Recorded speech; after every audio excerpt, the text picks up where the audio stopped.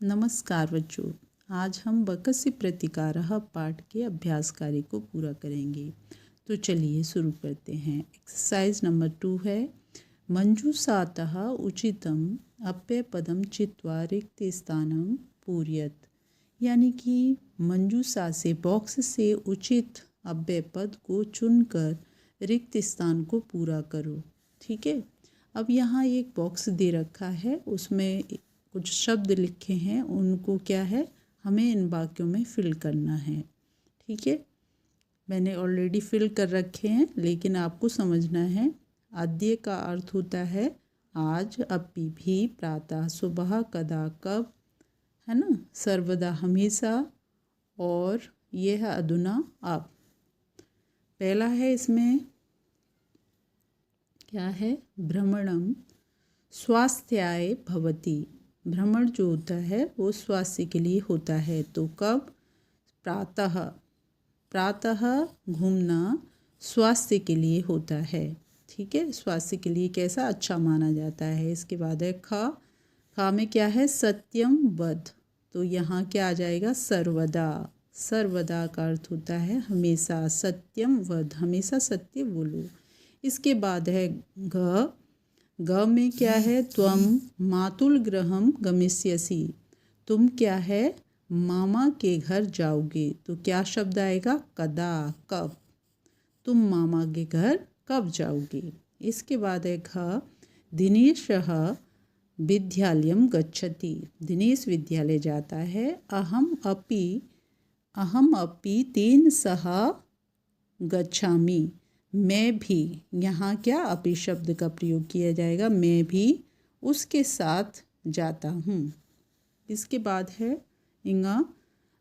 विज्ञानस्य युगः अस्ति। विज्ञान का युग है। तो यहाँ क्या आएगा, अधुना शब्द का प्रयोग किया जाएगा। अब विज्ञान का युग है, इस समय विज्ञान का युग है। इसके बाद है रविवार सरः अस्ति। रविवार है। तो यहाँ क्या, अद्य शब्द का प्रयोग किया जाएगा। आज रविवार है। अद्य का अर्थ होता है आज। इसके बाद है एक्सरसाइज नंबर हमारा क्या है बच्चों, 3। अधोलिखितानां प्रश्नानां उत्तरम लिखत। नीचे लिखे प्रश्नों के उत्तर लिखो। तो यहाँ का है हमारा प्रश्न, क्या है इसमें, श्रृंगालस्य मित्रम का आसीत्। श्यार का मित्र कौन था। तो श्यार का मित्र कौन था, जैसा कि हमने कहानी में पढ़ा है ना। श्यार का मित्र कौन था, बकः। कौन था, बगुला था, है ना। बका आसीत्, श्रृंगालस्य मित्रम बका आसीत्। ठीक है। इसके बाद है ख। प्रश्न नंबर हमारा ख है, स्थालीतः का भोजनम न खाद्यत। यानी कि थाली से किसने भोजन नहीं खाया था। तो किसने नहीं खा पाया था, वकः। स्थालीतः वकः भोजनम न अखाद्यत। यानी कि बगुले ने नहीं खा पाया था। इसके बाद है ग। बकः श्रृंगालाय भोजने किम अयच्छत्। बगुले ने श्यार के लिए भोजन में क्या दिया था। तो क्षीरोदकम, यानी कि खीर प्रदान की थी। यानी कि बकः श्रृंगालाय भोजने क्षीरोदकम अयच्छत्। इसके बाद है घ हमारा, श्रृंगालस्य स्वभावः कीदृशः भवति। जो श्यार था उसका स्वभाव कैसा था, है ना।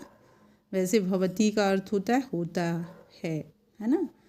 तो यहाँ हम स्टोरी पढ़ रहे हैं तो ऐसे ही बोलेंगे। श्यार का स्वभाव कैसा था, तो कुटिलः। कैसा था, कुटिल स्वभाव था उसका। श्रृंगालस्य स्वभावः कुटिलः भवति, है ना।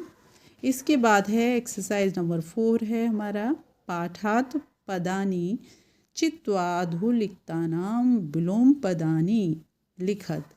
यानी कि पाठ से शब्दों को, पदानि मतलब शब्दों को, चित्वा चुनकर नीचे लिखे विलोम पदों में लिखो। विलोम शब्द दे रखे हैं नीचे, उनमें लिखना है। ठीक है। यथा जैसे शत्रु का विलोम पद क्या हो जाएगा, मित्रम। ऐसे ही सुखदम का विलोम पद क्या हो जाएगा, दुखदम, है ना। शत्रुता का क्या हो जाएगा बच्चों? मित्रता। अप्रसन्न का क्या हो जाएगा? अप्रसन्नः प्रसन्नः। इसके बाद है दुर्व्यवहार का विलोम पद क्या हो जाएगा? विलोम सद्व्यवहारः, है ना। सायं का प्रातः, है ना। असमर्थ, असमर्थ का क्या? अब बच्चों हम एक्सरसाइज नंबर 5 को पढ़ेंगे। मंजूषातः समुचित पदानि चित्वा कथां पूरयत। मंजूषा से समुचित यानी कि उचित शब्दों को चुनकर कहानी को पूरा करो। तो यहाँ पर एक बॉक्स बना हुआ है और उस बॉक्स से क्या है, हमें क्या करना है? शब्दों को चुनकर कहानी में फिल करना है। ठीक है, चलिए अब हम कहानी को पढ़ते हैं। एकदा, एक बार, एकः काकः पिपासितः यानी कि पिपासिता यानी कि प्यासा, आसीत् था, सः जलं पातुम् इतः तितः अभ्रमत्। वह जल पीने के लिए, जल प्राप्त करने के लिए इधर उधर घूम रहा था। परम कुत्रापि जलम न प्राप्नोत्, परंतु कहीं भी, कुत्रापि कहीं भी जल नहीं मिला। अन्ते सः एकम घटम अपश्यत, अंत में उसने एक घड़ा देखा। घटे स्वल्पम जलम आसीत्, घड़े में थोड़ा सा पानी था। सः जलम पातुम असमर्थः अभवत्, वह जल पाने में असमर्थ था, है ना। सः एकम उपायम अचिंत्यत, उसने एक उपाय सोचा। अचिंत्यत मतलब सोचा। सः पाषाणस्य खंडानि घटे अक्षिपत, उसने क्या किया? पाषाणस्य यानी कि पत्थर के टुकड़ों को क्या है? घड़े में डाला। एवं क्रमेण, इसी क्रम में, घटस्य जलम ऊपरी आगच्छत, इसी क्रम में घड़े का जो जल था वो क्या है? ऊपर आ गया। काकः जलम पीत्वा संतुष्ट अभवत्, कौआ जल पीकर संतुष्ट हो गया। परिश्रमेण एव कार्याणि सिद्ध्यन्ति, यानी कि परिश्रम से ही कार्य सिद्ध होते हैं। सिद्ध्यन्ति यानी कि सिद्ध होते हैं। न तो मनोरथै, ना तो इच्छाओं से नहीं, यानी कि परिश्रम से ही कार्य सिद्ध होते हैं, इच्छाओं से नहीं। तो ये कहानी थी। ये कहानी हमने बहुत पहले पढ़ी है और इसमें यही सीख मिलती है कि हर कार्य के लिए हमें परिश्रम करना पड़ता है ना।